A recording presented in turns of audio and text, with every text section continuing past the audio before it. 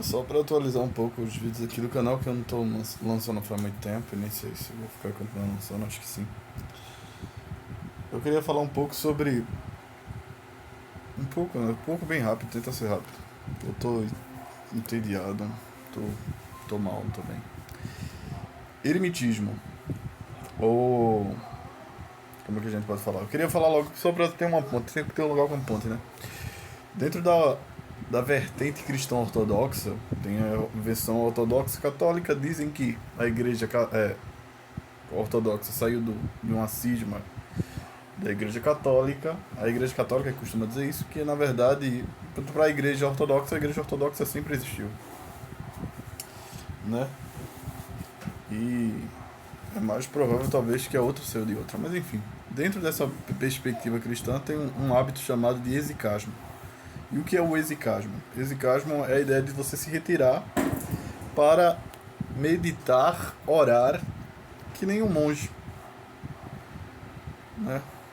Você vai para o lugar fazendo isso e tal, etc. E pá, baseado no versículo de Mateus que quando fores orar, diz ao teu pai, entra no teu quarto e fecha a porta e tal, esse retiro e tal. Esse sair do todo, se reservar, sendo que não levando ao extremo e tal, para que melhore sua comunhão com Deus. E você fica rezando, orando.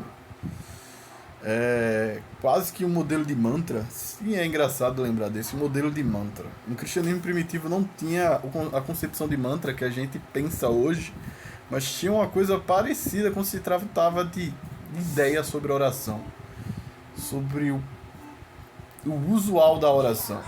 É interessante. Mas enfim, é, eles entravam lá e ficavam orando: Jesus, filho de Davi, tenha misericórdia de mim, orando a tal ponto que até que eles não precisassem orar mais com a boca, orassem em vida, exalando a essência do bagulho da parada.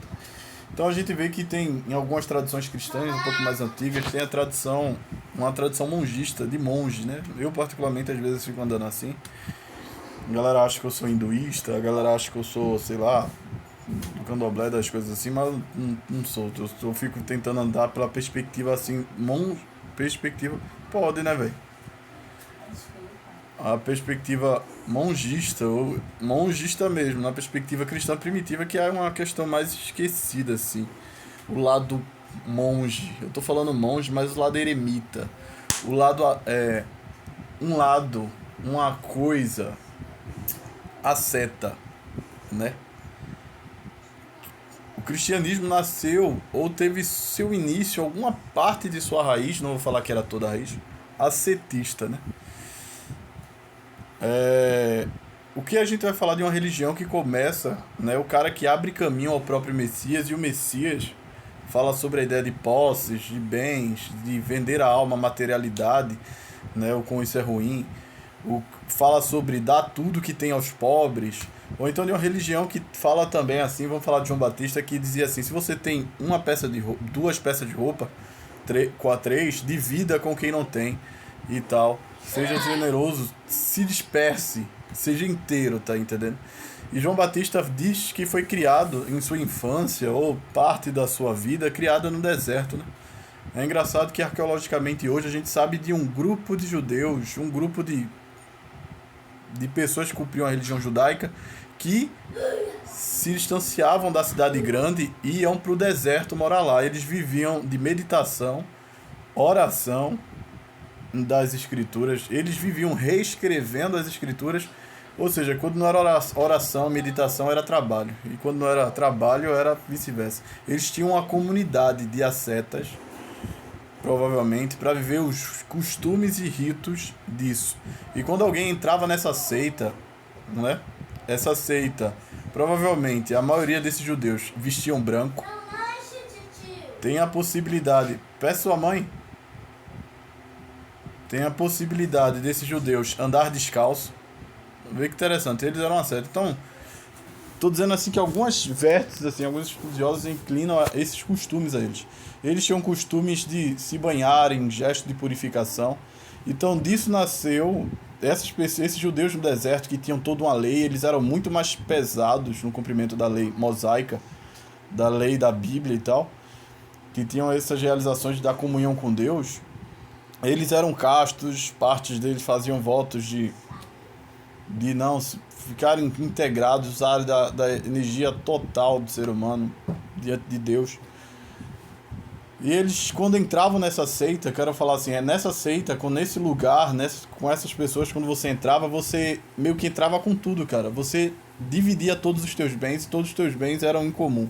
Você vendia terra, você dividia roupa, e você passava a ficar na dependência dessas pessoas que viviam no deserto, que viviam à parte da cidadania, né?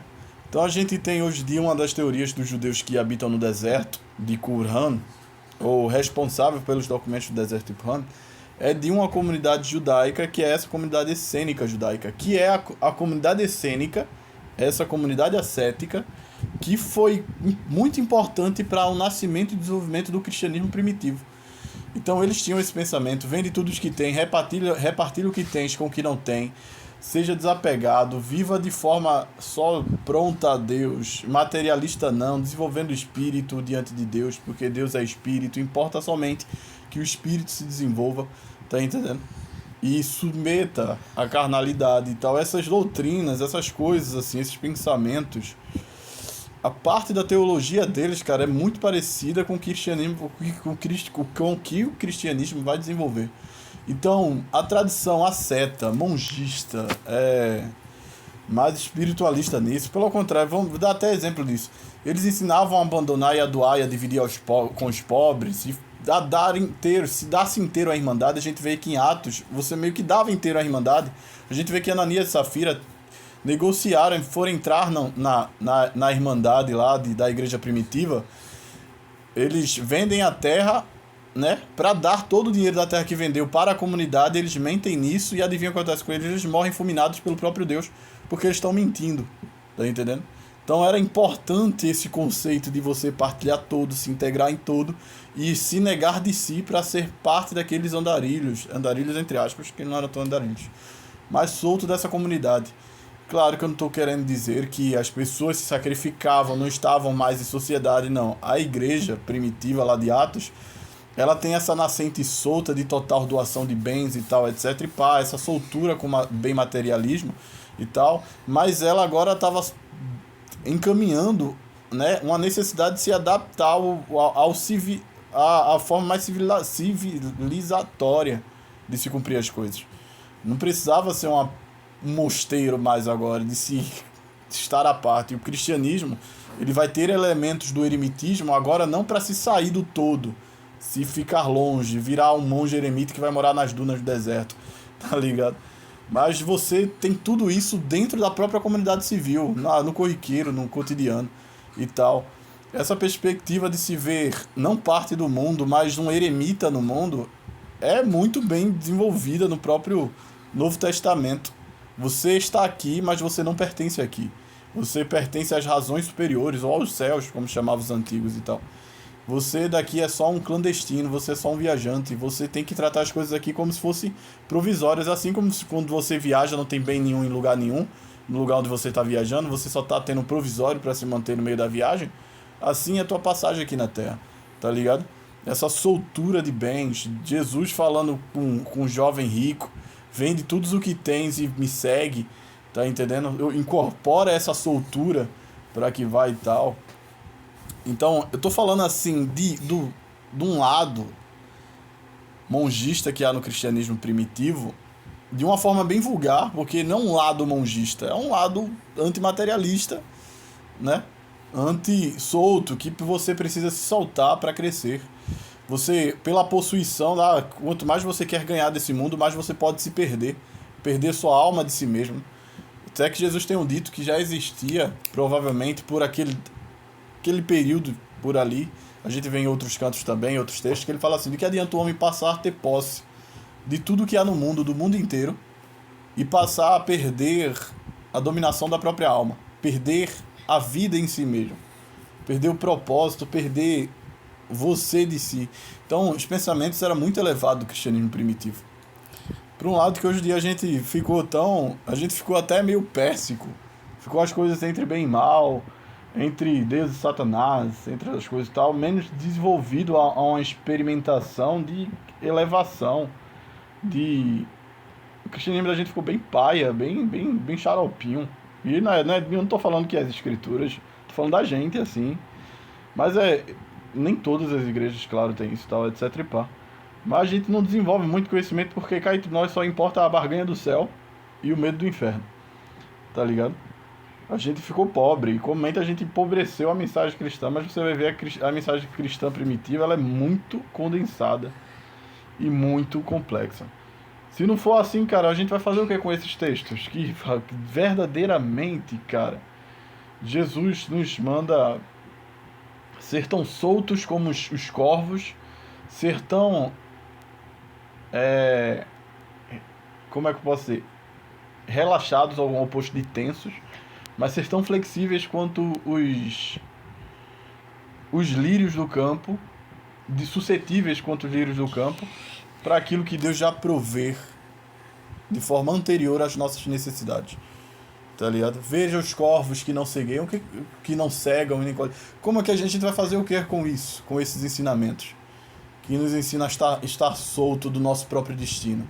Relaxar, porque se Deus é o trem, todo o trem, a cabeça do trem, e se a gente é só passageiro, né, a gente está dentro desse trem porque a gente insiste em carregar nossas malas ainda sobre nossas cabeças. A gente não relaxa, bota assim as maletas no nosso lado e segue viagem, porque Deus é o trem, tudo está sob seu controle. É isso que tudo é tecido em Deus, esse movimento. A nossa dependência de Deus está em tudo.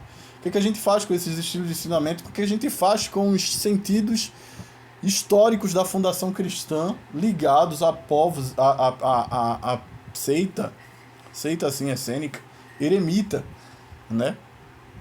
A gente vê que Jesus responde à expectativa messiânica, palavra por palavra quase, a João Batista, de um modelo essênico. Os essênios tinham, esse fala essênio, mas falar da comunidade de Qumran, que a gente tem na academia, a gente pode dizer ser essênio, pode dizer que não. Mas essênio talvez não seja nem o nome que eles se davam, mas uma das formas que o povo externo se chamava a eles. Mas ele provavelmente era chamado de irmão de branco do deserto, os irmãos que preparam o caminho, um bocado de parada a quatro, assim. Tá ligado? Então, esse lado, o que a gente faz do cristianismo? Tá ligado? Então, a galera, às vezes, vocês podem ver assim, que eu gosto da cor branca. Eu gosto de algumas paradas que parecem ser... cara, às vezes a barba deixa crescer, porque... E tal, assim, esse colar de conta no pescoço e tal. Colar de conta no pescoço, primeiro, a galera pensa que é uma questão externa ao cristianismo. Ou acha que a ideia de terço é só uma parada do católico, né? Mas o terço católico, ele é uma coisa generalizada que já existia e já existe em outros termos, em outros povos. Ele é um terço, a gente chama de terço ocidental, né? Tem um terço do Oriente, que é tecnicamente um colar de contas, um colar com bolinhas ou distribuídas em algumas peças, assim, com um rabinho de vassoura, assim, plunado. Tá entendendo? E é um terço e tal, e não precisa você debulhá-lo. Tal. Tanto que tem um terço do Oriente que ele nem é colar de contas, ele é um cordão só. E da igreja oriental, não estou falando da igreja ocidental. A igreja ocidental é a igreja católica, a igreja oriental é a ortodoxa. E isso é antes da reforma e tal, e antes disso tem outras e tal. Então, às vezes o colar de conta nem é usado para oração, para reza, é só um colar de peça mesmo, bota no pescoço e vai e tal. Era madeira. Era uma peça que poderia fazer artes, era fácil de vender por esse material mais acessível, não tinha ouro caindo do teto, caindo do céu, né? Então madeira e tal, e comumente a maior parte dos colares do Oriente eram feitos de madeiras, de peças assim, etc. E hoje eu uso por antiguidade e até para trazer esse ar mesmo mais eremitista e tal, etc. Aí, porque também eu não posso viver por muitas das responsabilidades e também porque eu não quero e não acho que seja, como é que eu posso dizer, uma coisa basáltica, assim, tem que ser assim, eremitista, eu tenho que abandonar tudo e ir pro deserto, não acredito nisso. Mas eu acredito que o cristianismo de início e o cristianismo, de forma geral, tem história assim, com uma vida um tanto quanto ascética, com algumas coisas com relação ao voto de pobreza. E olha que eu não estou falando da igreja católica, né? com a vida que abnega de bens, só pela evolução do espírito e da alma, né? Diante de Deus, com os valores irremovíveis pelas leis divinas, né? Se negocia tudo, menos as leis de Deus, tá ligado? Para você se elevar em Deus, para você se assemelhar a Deus, para você se ascender até Deus à medida que você se retrai, à medida que teu eu diminui, Deus cresce em você. Essas coisas que é bem familiar com o pensamento asceta, mas também isso é familiar para qualquer religião. Mas essa natureza que às vezes por nós é esquecida ou é simplesmente desconsiderada. E quando se fala, o nosso diabo interno, vou falar logo assim, que nem é o diabo de verdade, é só a nossa ignorância, se levanta logo e diz assim: sangue de Cristo tem poder. Não, o cristianismo é diferente, cara, é especial. Não tem nada a ver com asceticismo, tá ligado? A gente quer dar às vezes uma individualidade que o cristianismo não se esforçou em ter, e não é nenhum problema pro cristianismo, né? Agora, claro que o cristianismo, por sua popularidade, sim, começou a crescer popularmente, se adequou à civilização, etc. e par, mas os valores da abnegação, os valores da relação do homem com Deus, da relação do homem com seu semelhante, eram o mesmo, adequado à forma civilizatória, adequado ao convívio social, mas também não quer dizer que é um crime quem queira viver um pouquinho mais. Olha, fulano, ele se abstém para orar, jejuar, para meditar. Meditação é uma coisa muito importante nas escrituras, cara. Ah, mas meditação que a galera fala é de se esvaziar de si e tal, etc. e tal. Eu vou falar assim que até certo grau, se esvaziar de si é um pensamento cristão para você se encher de Deus, né? Então, não é só do budista ou de qualquer outra religião que prega que quando você se esvazia de si, a divindade entra e se enche. Não é só isso, tá ligado? Dentro do cristianismo tem isso. Tem uma parada que faz assim: o poder de Deus opera na minha fraqueza. O poder da ideia, a dominação divina se aperfeiçoa. A ideia de aperfeiçoar em grego, se vem de perfect, não, acho que é em latim, perfect. Se vem de perfect quer dizer que se planifica, torna-se completo. Então o poder de Deus torna-se completo em mim, ele alcança todas as extremidades da sua desenvoltura e dominação. Deus me domina por completo quando eu sou fraco, ou seja, quando eu não faço questão de mim, quando eu me enfraqueço, quando eu perco todas as minhas questões de mim mesmo, tá ligado? E me deixo à deriva, me deixo solto, não resisto, né, a nada, não sou tenso, tá entendendo? Ah, você tem que comparar isso a um cavalo. O cavalo, quanto mais tenso, mais cheio de questão ele é para fazer o que é dele, menos ele se submete ao seu cavaleiro. Então, quanto mais solto você é, mais dominado você é pelo cavaleiro, mais ele te leva aonde tem, mais você prossegue bem o seu destino. Quanto mais tenso você é, mais questão de si você tem, mais amarras em si você tem sobre si, provavelmente mais tenso é a desenvoltura da dominação divina sobre teu ser. Porque você menos tenta depender do divino, das requisitações do próprio divino, para passar a depender das próprias requisitações de você mesmo. Tá ligado? Daquilo que você apregoa sobre si. Olha que interessante. Esse é um ensinamento bíblico. É um ensinamento bíblico. Mas a gente não acha isso só na Bíblia com relação ao ser humano e a sua relação com a divindade. Tá entendendo? Mas enfim. Pensem bem nisso. Eu não estou pedindo licença e não estou perguntando se vocês querem acreditar, porque não é uma questão de crer. Qualquer pessoa que faça cadeira, que estude história, sabe dessa nascente. A gente tenta um pouco evitar e diz que a teologia, de certa forma, mudou radicalmente, porque não é, a gente já ensabonetou, engessou o nosso modelo religioso. Quer você seja uma pessoa um pouco mais católica, quer que você seja uma pessoa um pouco mais ortodoxa, quer você seja uma pessoa um pouco mais episcopal, quer você que seja uma pessoa um pouco mais protestante, não importa, você engessou em algum canto uma natureza de cumprimento religioso, tá ligado? E agora tem que fazer valer. Dificilmente alguma coisa mais externa, mais antiga, que antecede, é porque ainda a revelação não foi inteira para você. Se pós-cede a revelação, já é velho demais, então não cabe ser certo. Então, antes dessas tuas polaridades políticas religiosas, falo política não no sentido política governo, mas política porque envolve uma massa de seres humanos impondo valor sobre si para o benefício de todos, que tem em comum. Então, se for antigo demais, você vai achar ruim. Se for fora demais, você vai achar terrível. Agora, se você não achar dentro enquanto existe a tua seita, você vai achar errado. Então, provavelmente o erro vai estar em você. E eu estou dizendo tecnicamente sem medo de errar. Existe essa qualidade histórica, existe esse desenvolvimento histórico. O cristianismo teve essa nascente, sim, de um sacrifício de forma que, cara, tem coisas, cara, que se você pega uma análise, você tem análise teológica que é muito linda, a gente cumpre realmente todos os ensinamentos de Jesus numa perspectiva e cumprimento teológico, mas se a gente pega a perspectiva histórica das nascentes dos ensinamentos de Jesus, a gente vê que algumas questões que Jesus ensinou, né, e Jesus estava com seus sentidos, não é os sentidos que a gente captou em toda a essência daquilo que Jesus disse, né? Mas ele já disse sobre isso, né? As palavras dele não são para quem observa de forma rasa seus ensinamentos. A gente torna rasa porque a gente ateia nossas visões aos grilhões religiosos que a gente é composto. Mas se fosse para ver genuinamente, em contexto de tudo, quando você estuda a comunidade de Jesus, sabe como ela funciona, a comunidade do tempo de Jesus. As perspectivas teológicas, não as anacrônicas desenvolvidas para terceiro, segundo século depois, e começar a acreditar numa corrente gradativa da revelação divina, de uma forma muito estranha, não de uma forma correta, mas de uma forma estranha, você vai ter que limitar umas verdades atemporais, que não importa se é passado, ou presente ou futuro, ela ainda é verdade, tá ligado?